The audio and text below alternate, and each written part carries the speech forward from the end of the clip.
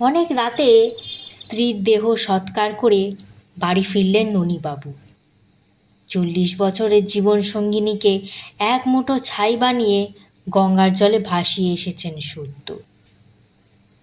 কয়েক ঘন্টায় অনেক বেশি বৃদ্ধ হয়ে গেছেন। গভীর রাতে তার ঝুঁকে পড়া ছোট্ট শরীরটি দরজা খুলে একাকী প্রবেশ করে অন্ধকারে। পাশের ঘরেই ঈশিতা আজই বিকেলে ছুটি কাটিয়ে ফিরেছে। পাড়ায় ঢুকতেই শুনেছে কাকিমার অকস্মাৎ চলে যাওয়ার খবর। খানিক কান্নাকাটিও করেছে। গত 1 বছর একই উঠানের দুপাশে বাস ঈশিতা ও ননীবাবুর। টাকার অভাবে একটি 1 কামরার টিনের চালের ঘর ভাড়া দিয়েছিলেন সদ্য এক কলেজে ভর্তি হওয়া ঈশিতাকে। নিজেরা থাকতেন পাশের টালির ঘরে। 2 অভাবী মানুষের সুখের গণ্ডি টানা 2টি বলয়। রাতের বেলা কাকিমা ঈশিতাকে ডেকে তরকারি দিতেন। সারাদিন পড়াশোনা করে কি যে হাত পুড়িয়ে রান্না করে মেয়েটা। কাকুর ফেরার অপেক্ষায় ছিল ঈশিতা। আওয়াজ পেতেই 1 গ্লাস জল নিয়ে উঠোন পেরিয়ে চলে যায় পাশের ঘরে। মানুষটা আজ বড় একা, পাশে কেউ নেই। হাতের আলতো ছোঁয়ায় খুলে গেল টিনের দরজা। অভ্যস্ত পায়ে মাথা ঝুঁকিয়ে ভেতরে প্রবেশ করল ঈশিতা। একটি মাত্র ঘর, 2 ভাগ করে শোয়ার ও খাওয়ার ব্যবস্থা। মাঝে কোমর বরাবর ইটের গাঁথনি। এপাশে মেঝেই পাতা মাদুর, অবিন্যস্ত মলিন চাদর ও 2টি দুমড়ালো বালিশ। দেয়ালের ওপাশে হ্যারিকেনের হালকা গেরুয়া আলোয় বেশ স্পষ্ট সব কিছু। কাকু পেছন ফিরে খাচ্ছেন। খানিক অবাক হলো ঈশিতা। কি খাচ্ছেন? কখনই বা বানালেন? সে তো জেনেছে কাকিমার দুপুরে স্ট্রোক হয়েছিল। ডাক্তার ডাকার আগেই সব শেষ। তবে কি রান্না করার পরে হলো এমন? নিঃশব্দে কাকুর পেছনে এসে দাঁড়ালো ঈশিতা। কিন্তু আড়ালের ওপাশে চোখ যেতেই যা দেখল তাতে তার হৃৎপিণ্ড মুহূর্তের মধ্যে স্তব্ধ হয়ে গেল। হাত পা নিমেষে বরফ হয়ে অচল হয়ে গেল।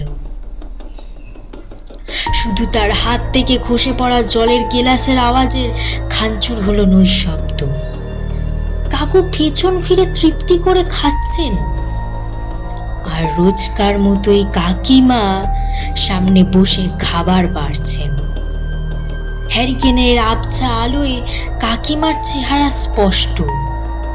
সেই একই ডুরে কাটা শাড়ি, গোলগাল মুখ, 1 হাঁটু মুড়ে কাকুর মুখের দিকে চেয়ে আছেন পরম স্নেহে। ঈশিতাকে দেখে স্মিত হেসে বললেন, আজ তোর জন্য মাছের টক বানিয়েছিলাম, সে তো আর দেয়া হলো না।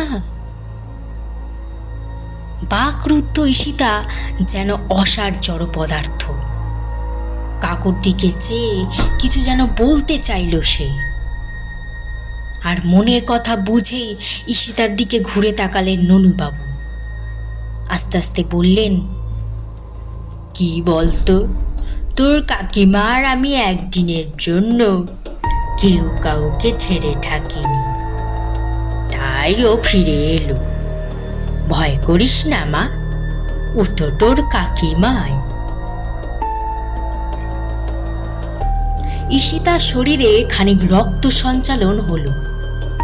অনুক্রমে সারা শরীরের বল একত্রিত করে সে এক ছুটে বেরিয়ে গেল ঘর ছেড়ে। পিছনে শোনা গেল বৃদ্ধ যুগলের চাপা হাসির আওয়াজ।